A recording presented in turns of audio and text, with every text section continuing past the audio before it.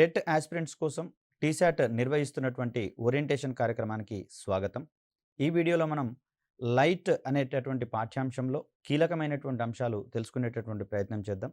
ఏ ఏరియాలలో questions రాబోతున్నాయనేటటువంటి orientation మీకు నేను ఈ వీడియోలో వివరించే ప్రయత్నం చేస్తాను. దీంట్లో కాంతి అనేది ఒక శక్తి స్వరూపంగా మనందరికీ తెలుసు. ఇక్కడ ఏదైనా ఒక వస్తువు మీద పతనమైనటువంటి కాంతి పరావర్తనం చెందిన తర్వాత మన కంటికి చేరినటువంటి క్రమంలో మాత్రమే దానికి సంబంధించినటువంటి దృష్టి జ్ఞానం అనేది కలుగుతుంది. ఇందుకు ఆ కాంతి కనీసము 1/16 సెకన్ల కాలం పాటు మన రెటీనాను తాకాల్సి ఉంటుంది. ఇంతకన్నా తక్కువ సమయంలో వచ్చేటటువంటి కాంతిని మన కన్ను అనేది గుర్తింపజాలదు అనేటటువంటి అంశాన్ని ఇక్కడ మనం గమనించాలి. సో, ఇక్కడ ఏదైనా వస్తువు నుంచి పరావర్తనమైన తర్వాత ఆ కాంతి మన కంటిని చేరేటటువంటి క్రమంలో మాత్రమే దృష్టి జ్ఞానం అనేది కలుగుతుంది. ఈ మెకానిజంలో ఏ లోటుపాట్లున్నా కూడా అక్కడ సంబంధిత వస్తువుకు సంబంధించినటువంటి దృష్టి జ్ఞానం అనేది మనకు రాదు అనే అంశాన్ని ఇక్కడ మనం గుర్తుంచుకోవాలి. అదేవిధంగా కాంతికి సంబంధించినటువంటి సిద్ధాంతాల మీద ప్రాథమికంగా చాలా ముఖ్యమైనటువంటి అంశంగా మనం ఇక్కడ చూస్తాం. దీనికి సంబంధించినటువంటి క్వెషన్స్ కూడా ఎగ్జామినేషన్ పాయింట్ ఆఫ్ వ్యూలో అడుగుతున్నటువంటి విషయంలో కాంతికి సంబంధించినటువంటి ఎన్ని సిద్ధాంతాలు మనకు అందుబాటులో ఉన్నాయి, వాటికి సంబంధించినటువంటి ప్రాథమిక అంశాలు ఏ విధంగా మారుతున్నాయనే ఓరియంటేషన్‌లో మనం ఇక్కడ క్వెషన్స్‌ని ఊహించాల్సి వస్తుంది కాబట్టి, దీనికి సంబంధించి చూస్తే మనకు నలుగురు శాస్త్రవేత్తలు అందించినటువంటి 4 సిద్ధాంతాలనేవి కాంతికి సంబంధించినటువంటి ప్రాథమిక సిద్ధాంతాలుగా మనకిక్కడున్నాయి. న్యూటన్స్, అదేవిధంగా హైగెన్స్, మ్యాక్స్ ప్లాంక్ మరియు మాక్స్‌వెల్ అనేటటువంటి శాస్త్రవేత్తలు అందించినటువంటి ఈ సిద్ధాంతాలను మనం పరిశీలించాల్సినటువంటి అవసరం ఉంది. ఇక్కడ న్యూటన్ అందించినటువంటి సిద్ధాంతాన్ని మనం కాంతి కణ సిద్ధాంతంగా చెప్తాం.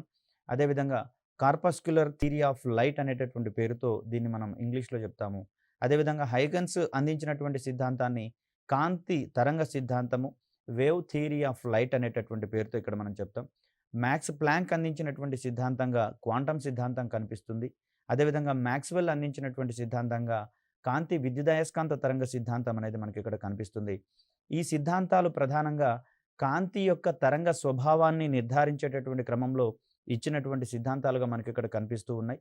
వీటిని మనం match the following type of క్వెషన్స్‌గా కూడా మనం ఇక్కడ ఎక్స్‌పెక్ట్ చేయవచ్చు. సో, ఒకవైపు శాస్త్రవేత్తల యొక్క పేర్లు, మరొక వైపు సిద్ధాంతాలను జిగ్‌జాగ్‌గా ఇచ్చి అమర్చేటటువంటి క్రమాన్ని మనం ఇక్కడ చూస్తాం.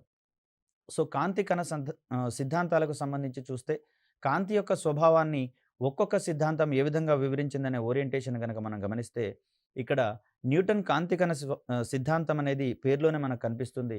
కాంతి అనేది చిన్న చిన్న కణాల రూపంలో ప్రయాణిస్తుందనే ఓరియంటేషన్‌ని కాంతి కణ సిద్ధాంతం అనేది మనకి ఇవ్వడం జరిగింది. అదేవిధంగా తరంగ సిద్ధాంతాన్ని గనక మనం గమనిస్తే ఇది తిర్యక్ తరంగాలు లేదా యాంత్రిక తరంగాల రూపంలో ప్రయాణిస్తుందనేటటువంటి అంశాన్ని ఇక్కడ వివరించడం జరిగింది. మరి యాంత్రిక తరంగ రూపంలో గనక అది ప్రయాణిస్తూ ఉంటే, ఒక యానకం అనేది ఖచ్చితంగా మనకు అవసరమవుతుంది కాబట్టి, ఇక్కడ విశ్వంలో ఈథర్ అనేటటువంటి ఒక యానకం ఉన్నట్లుగా, ఆ యానకం గుండా కాంతి యాంత్రిక తరంగాల రూపంలో ప్రయాణిస్తుంది కాబట్టి, సూర్యుని నుంచి భూమికి కాంతి ప్రసారం అనేది లేదా వెలుతురు ప్రసారం అనేది జరుగుతుంది సూర్యుని నుంచి అనేటటువంటి అంశాన్ని ఇక్కడ ఇవ్వడం జరిగింది. ఈథర్ అనేటటువంటి యానకం యొక్క ఉనికిని వివరించడానికి చేసినటువంటి ప్రయత్నంగా మనకిక్కడ తరంగ సిద్ధాంతం మరియు హైగెన్స్ సిద్ధాంతం అనేది మనకిక్కడ కనిపిస్తూ ఉంది.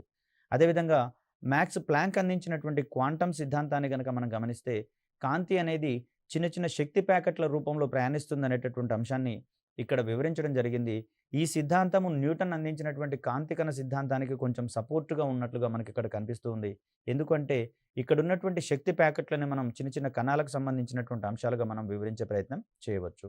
అయితే మాక్స్‌వెల్ అనేటటువంటి శాస్త్రవేత్త అందించినటువంటి సిద్ధాంతంగా విద్యుదయస్కాంత తరంగ సిద్ధాంతం అనేది మనకు కనిపిస్తూ ఉంది. ఎందుకు అంటే ఇక్కడ హైగెన్స్ ఇచ్చినటువంటి ఈ ఈథర్ అనేటటువంటి యానకం యొక్క ఉనికి ఇప్పటికి కూడా కనుగొనబడలేదు కాబట్టి, ఇది యాంత్రిక తరంగాల రూపంలో కాకుండా సూర్యునికి మరియు భూమికి మధ్యలో ఉండేటటువంటి ఆ శూన్యం, అనంతమైనటువంటి శూన్యం గుండా విద్యుదయస్కాంత తరంగాల రూపంలో ప్రయాణిస్తుందనేటటువంటి అంశాన్ని ఇక్కడ మనకు వివరించడం జరిగింది.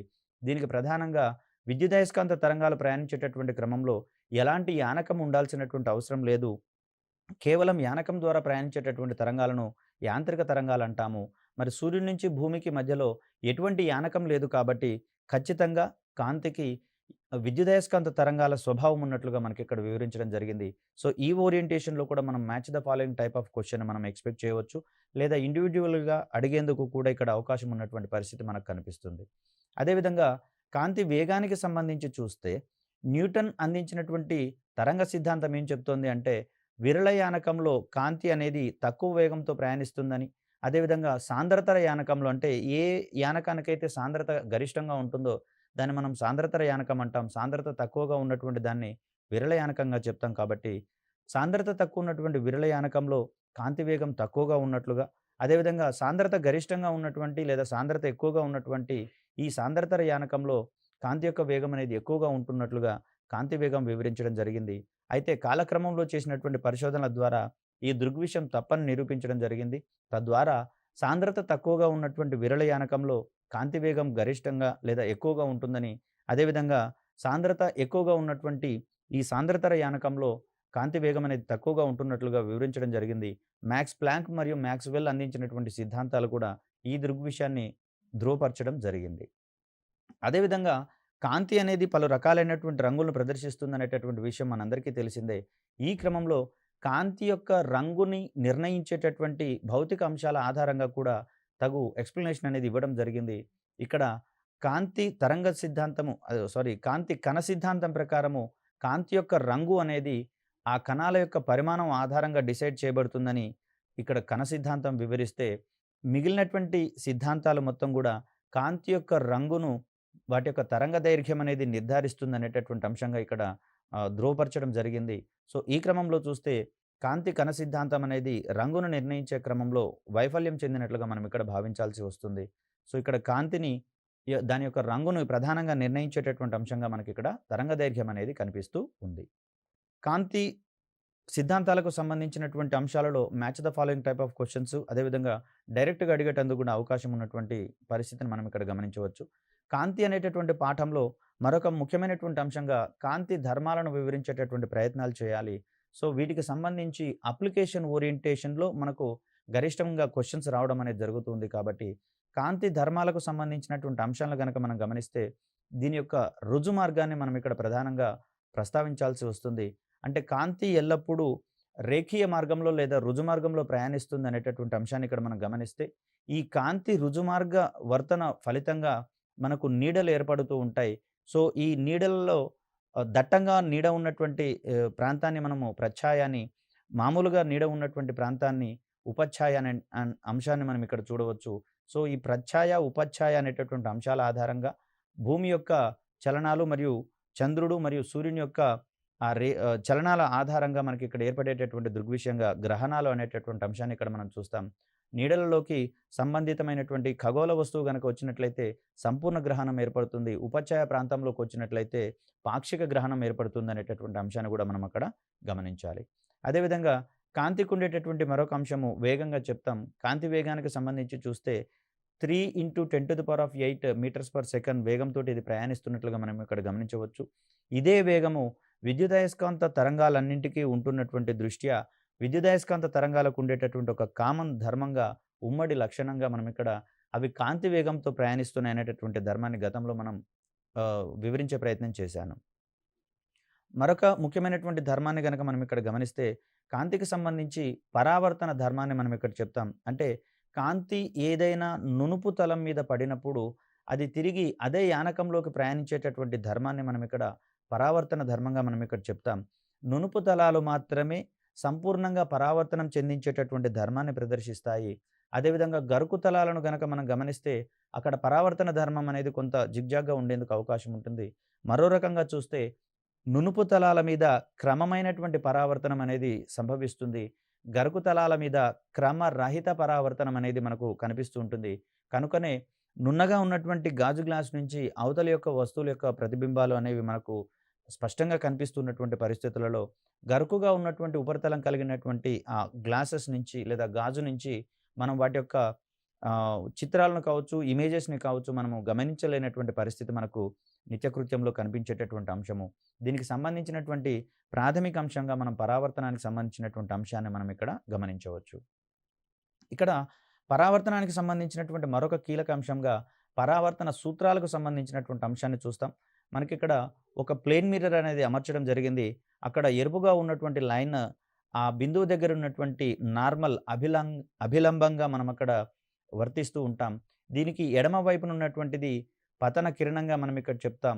కుడివైపున ఉన్నటువంటిది పరావర్తన కిరణంగా మనం ఇక్కడ చెప్తాం. సో, ఈ క్రమంలో చూస్తే పతన కిరణానికి మరియు అభిలంబానికి మధ్యలో ఉండేటటువంటి కోణాన్ని మనము యాంగిల్ ఆఫ్ ఇన్సిడెన్స్ కోణంగా చెప్తాం. అదేవిధంగా అభిలంబానికి, పరావర్తన కిరణానికి మధ్యలో ఉండేటటువంటి కోణాన్ని మనం పరావర్తన కోణంగా చెప్తాం. సో, ఈ క్రమంలో చూస్తే పతన కోణం విలువ, పరావర్తన కోణం విలువకు సమానంగా ఉన్నట్లుగా ఒక పరావర్తన సూత్రం చెప్తుంది. అదేవిధంగా ఇక్కడ పతన కిరణము మరియు అభిలంబము, పరావర్తన కిరణము 3 కూడా అక్కడ తలం యొక్క ఒకే వైపున ఉంటాయనేటటువంటిది రెండవ నియమం చెప్తుంది. అదేవిధంగా ఈ అభిలంబానికి పతన కిరణము మరియు పరావర్తన కిరణము అనేది చెరోవైపున ఉంటాయనేటటువంటిది మూడవ పరావర్తన సూత్రం అనేది మనకు వివరించడం జరుగుతుంది. ఈ క్రమంలో పరావర్తన సూత్రాలనేవి చాలా కీలకమైనటువంటి అంశాలుగా మనం ఇక్కడ భావించాలి. ఇక్కడ పరావర్తనానికి సంబంధించి మరొక కీలకమైనటువంటి అంశము పరావర్తన ధర్మం ఆధారంగా పనిచేసేటటువంటి సాధనాలేమిటి అనే ఓరియంటేషన్‌లో చూడాలి. వీటిని మనము దర్పణాలు, మిర్రర్స్ అనేటటువంటి అంశాలుగా మనం ఇక్కడ చూస్తాం. ఇక్కడ మిర్రర్స్‌కి సంబంధించి, దర్పణాలకు సంబంధించినటువంటి అంశాలు గనక గమనిస్తే 3 రకాలైనటువంటి దర్పణాలు మనకు అందుబాటులో ఉన్నాయి. వాటిని మనము సమతల దర్పణం, ప్లేన్ మిర్రర్ అంటాము. పుటాకార దర్పణము, కాన్కేవ్ మిర్రర్, కుంభాకార దర్పణం, కాన్వెక్స్ మిర్రర్ అనేటటువంటి పదాలుగా మనం ఇక్కడ చూస్తాం. ఇక్కడ దర్పణాలకు సంబంధించినటువంటి మరొక అంశం ఏంటంటే, అవి ప్రతిబింబాన్ని ఏర్పరిచేటటువంటి దృక్కోణాన్ని కలిగి ఉంటాయి. సో, ఇక్కడ ప్రతిబింబాలనేవి నిజ ప్రతిబింబాలు మరియు మిథ్యా ప్రతిబింబాలు అనేటటువంటి 2 రకాలుగా మనకిక్కడ కనిపిస్తూ ఉంటాయి. అదేవిధంగా ఈ ప్రతిబింబాలకు సంబంధించినటువంటి అంశాలను గనక మనం గమనిస్తే, ఒక సమతల దర్పణం అనేది దాంట్లో ఒక వస్తువు యొక్క పూర్తి ప్రతిబింబం అనేది కనిపించాలి అంటే, ఆ దర్పణం యొక్క ఎత్తు, వస్తువు యొక్క ఎత్తులో కనీసం సగం ఉంటే సరిపోతుంది. అటువంటి దర్పణంలో మనము ఆ వస్తువు యొక్క ప్రతిబింబాన్ని పూర్తిగా కనిపించేటటువంటి క్రమాన్ని మనం ఇక్కడ చూస్తాం. అదేవిధంగా దర్పణాలలో వచ్చేటటువంటి ప్రతిబింబాలకు సంబంధించినటువంటి మరొక అంశాన్ని గనక చూస్తే ఏటవాలు దర్పణాలు, ఇన్‌క్లైన్డ్ మిర్రర్స్ అంటాము. ఈ ఇన్‌క్లైన్డ్ మిర్రర్స్ అంటే కొంత కోణంతో అమర్చినటువంటి 2 దర్పణాలకు సంబంధించినటువంటి అంశంగా మనం ఇక్కడ చూస్తాం. ఆ 2 దర్పణాల మధ్య ఏదైనా వస్తువును ఉంచినట్లయితే అక్కడ ఏర్పడేటటువంటి ప్రతిబింబాల సంఖ్యను మనం ఇక్కడ ప్రముఖంగా ప్రస్తావించాల్సి వస్తుంది. సో, దానికి సంబంధించినటువంటి సూత్రాన్ని మనము n = 360/θ - 1గా మనం ఇక్కడ చెప్తాం. ఇక్కడ తీటా అనేది ఆ 2 ఏటవాలు దర్పణాలకు మధ్యలో ఉండేటటువంటి కోణంగా మనం ఇక్కడ చెప్తాం. ఇక్కడ పటంలో గనక మనం గమనించినట్లయితే ఆబ్జెక్ట్ నుంచి ఈ దర్పణం యొక్క ధ్రువం ఉన్నటువంటి దూరాన్ని కొలిచేటటువంటి క్రమంలో మనం దూరాలను ఎల్లవేళలా కూడా ఈ P అనేటటువంటి బిందువును కేంద్రంగా చేసుకొని కొలవాల్సి వస్తుంది. అంటే ఇక్కడ P బిందువు నుంచి దూరాన్ని కొలిచేటటువంటి క్రమంలో ఈ పతన కిరణం అనేది ఈ డైరెక్షన్‌లో మనకు ప్రయాణించడం జరిగింది. ఎడమ నుంచి కుడివైపుకు ప్రయాణించడం జరిగింది.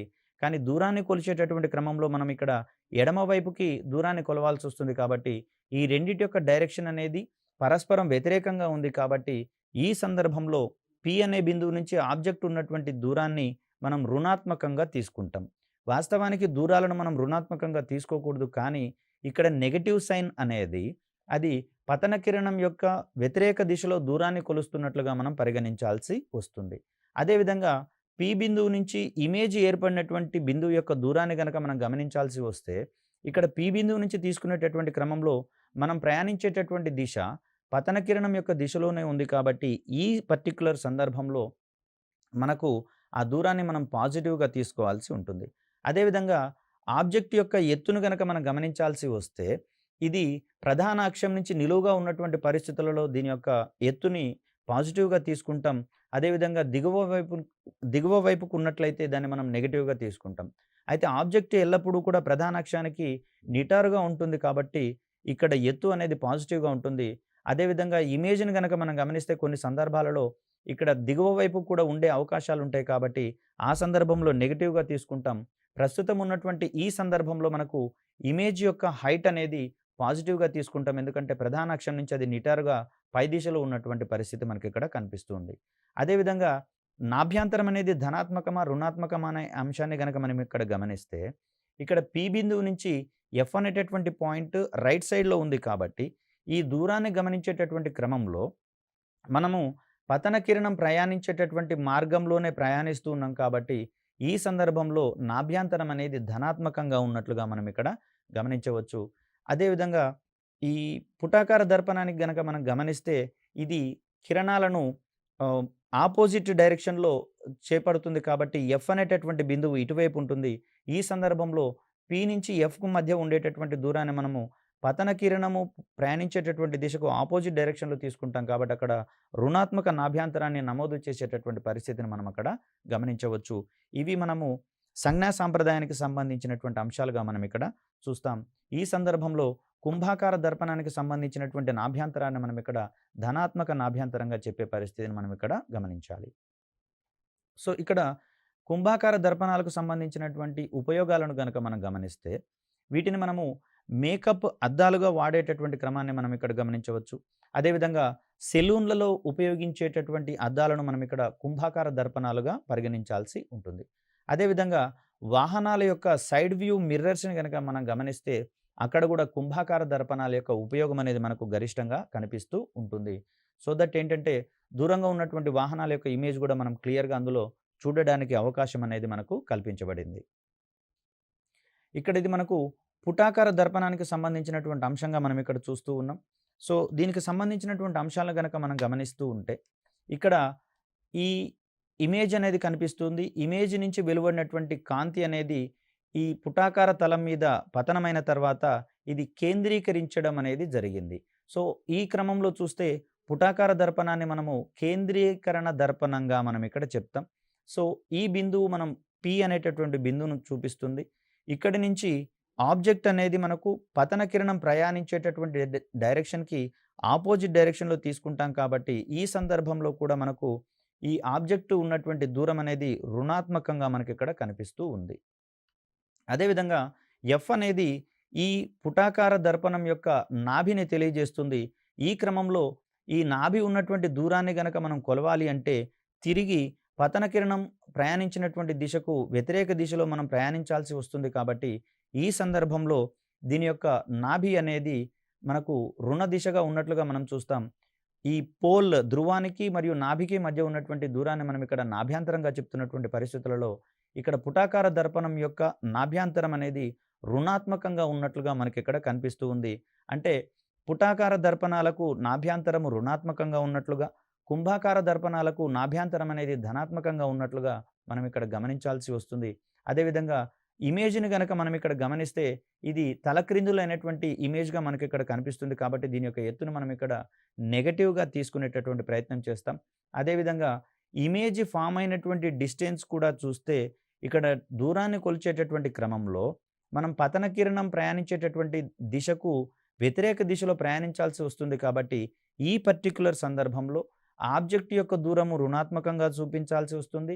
అదేవిధంగా ప్రతిబింబం ఉన్నటువంటి దూరాన్ని సైతం మనం రుణాత్మకంగా చూపించాల్సి వస్తుంది. సో, ఇది మనము ఈ పుటాకార దర్పణానికి సంబంధించినటువంటి సంజ్ఞా సంప్రదాయానికి సంబంధించినటువంటి భావనలు. ఇక్కడ x1 అనేది ఇమేజ్ దూరాన్ని తెలియజేస్తుంది. xi అనేటటువంటిది ఇమేజ్ దూరాన్ని తెలియజేస్తుంది. ఇది రుణాత్మకమైనటువంటి దూరాన్ని చెప్తుంది. అదేవిధంగా xo అనేది ఆబ్జెక్ట్ దూరాన్ని తెలియజేస్తుంది. ఇది కూడా రుణాత్మకమైనటువంటి విలువగానే మనం ఇక్కడ చెప్తాం.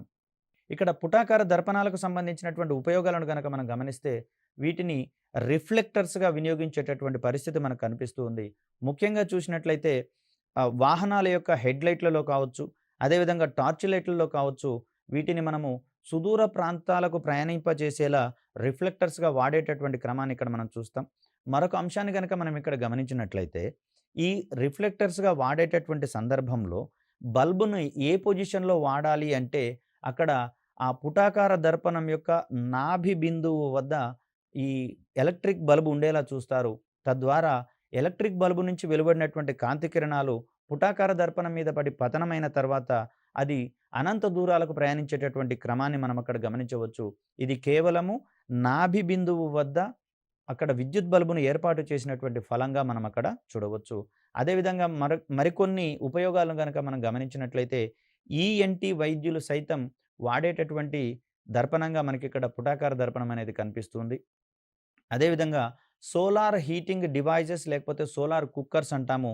వీటిలలో సైతం ఈ సౌర వికిరణాలనేవి రిఫ్లెక్ట్ అయ్యి ఆహారం ఉన్నటువంటి బిందువు దగ్గర పతనమయ్యేలా చేయడం కోసం మనం వాటిలలో పుటాకార దర్పణాలను వినియోగించేటటువంటి పరిస్థితులు మనం ఇక్కడ గమనించవచ్చు. ఇక్కడ కాంతికి సంబంధించినటువంటి మరొక ముఖ్యమైనటువంటి ధర్మంగా సంపూర్ణాంతర పరావర్తనం అనేది కనిపిస్తుంది. టోటల్ ఇంటర్నల్ రిఫ్లెక్షన్‌గా మనం ఇక్కడ చెప్తాం. ఈ టోటల్ ఇంటర్నల్ రిఫ్లెక్షన్‌కి సంబంధించినటువంటి అనువర్తనాల మీద అధికంగా ప్రశ్నలు రావడం అనేది జరిగింది. దీనికి సంబంధించి చూస్తే ఎండమావులు మిరేజెస్ అంటాము. వేసవి కాలంలో మనము వాహనాలలో ప్రయాణించేటటువంటి క్రమంలో రోడ్డుకి ముందర కొంత దూరంలో వాటర్ ప్రయాణిస్తున్నట్లుగా మనకు కనిపిస్తూ ఉంటుంది. వీటినే మనం ఎండమావులని జెప్పేసని అంటాము. దీనికి సంబంధించినటువంటి దృగ్విషయం ఏర్పడడానికి ప్రధాన కారణంగా సంపూర్ణాంతర పరావర్తనానికి సంబంధించిన అంశాన్ని వివరిస్తాం. అదేవిధంగా వజ్రము మిలమిలా మెరియడంలో మిగిలినటువంటి వస్తువులతో కంపేర్ చేస్తే వజ్రం అనేది ఎక్కువగా ప్రకాశిస్తున్నట్లుగా మనకు కనిపిస్తుంది. ఇది ప్రకాశించడంలో ఉన్నటువంటి సూత్రంగా మనకు సంపూర్ణాంతర పరావర్తనం అనేది కనిపిస్తూ ఉంది. అదేవిధంగా నీటి లోపల ఉన్నటువంటి గాలిబుడగ అనేది వెండిలా మెరుస్తూ ఉంటుంది. దీనికి సంబంధించినటువంటి ఉదాహరణగా మనం ఇక్కడ సంపూర్ణాంతర పరావర్తన ధర్మాన్ని మనం ఇక్కడ చెప్పాల్సి ఉంటుంది. అదేవిధంగా నీటి లోపల ఈదుతున్నటువంటి వ్యక్తికి ఆ నీటి యొక్క ఉపరితలం అనేది వెండి మాదిరిగా ప్రకాశవంతంగా కనిపిస్తూ ఉంటుంది. దీనికి సంబంధించినటువంటి కారణంగా కూడా మనము ఆ సంపూర్ణాంతర పరావర్తన ధర్మాన్ని మనం ఇక్కడ ప్రధానంగా చెప్పవలసి వస్తుంది. ఇంద్రధనుస్సు ఏర్పడేటటువంటి క్రమంలో సూర్యుని నుంచి వెలువడినటువంటి కాంతి కిరణాలు 42-51 డిగ్రీల కోణంలో పతనం చెందినటువంటి క్రమంలో అక్కడ అవి వెలువడేటటువంటి కాంతిలో 7 రంగులనేవి వెదజల్లబడుతూ ఉంటాయి. కాబట్టి సూర్యుడు ఉన్నటువంటి దిశకు ఆపోజిట్ డైరెక్షన్‌లో మనకు ఇంద్రధనస్సు అనేది ఏర్పడేటటువంటి క్రమాన్ని మనం ఇక్కడ గమనించవచ్చు. అదేవిధంగా దృశ్య తంతువులు వీటినే మనం ఇక్కడ ఆప్టికల్ ఫైబర్ కేబుల్స్ అంటాము. సుదూర ప్రాంతాలకు సమాచార ప్రసారాలను ఎటువంటి నష్టము జరగకుండా ప్రసారం చేయడంలో ఇవి చాలా కీలకమైనటువంటి పాత్రను పోషిస్తూ ఉన్నాయి. ప్రస్తుత ఆధునిక సాంకేతిక యుగంలో సమాచార ప్రసారాలు అదేవిధంగా ఇంటర్నెట్ సేవలు సైతం మరియు కేబుల్ ప్రసారాలు సైతం ఓఎఫ్‌సీల ద్వారా జరుగుతున్నటువంటి పరిస్థితులలో ఈ ఓఎఫ్‌సీలు పనిచేయడంలో కూడా ఇమిడి ఉన్నటువంటి సూత్రంగా మనకిక్కడ సంపూర్ణాంతర పరావర్తన ధర్మం అనేది కనిపిస్తూ ఉంది. ఇక్కడ కాంతికి సంబంధించినటువంటి మరొక కీలకమైనటువంటి ధర్మంగా వక్రీభవనం అనేది కనిపిస్తుంది. రిఫ్రాక్షన్ అని చెప్పేసనంటాం. ఇక్కడ కాంతి ఒక యానకం నుంచి మరొక యానకానికి ప్రయాణించేటటువంటి క్రమంలో అది ఆ 2 యానకాలను విభజించేటటువంటి తలం వద్ద వంగి ప్రయాణిస్తుంది. ఈ దృగ్విషయాన్నే మనం ఇక్కడ కాంతికి సంబంధించినటువంటి వక్రీభవన ధర్మంగా మనం ఇక్కడ చెప్తాం.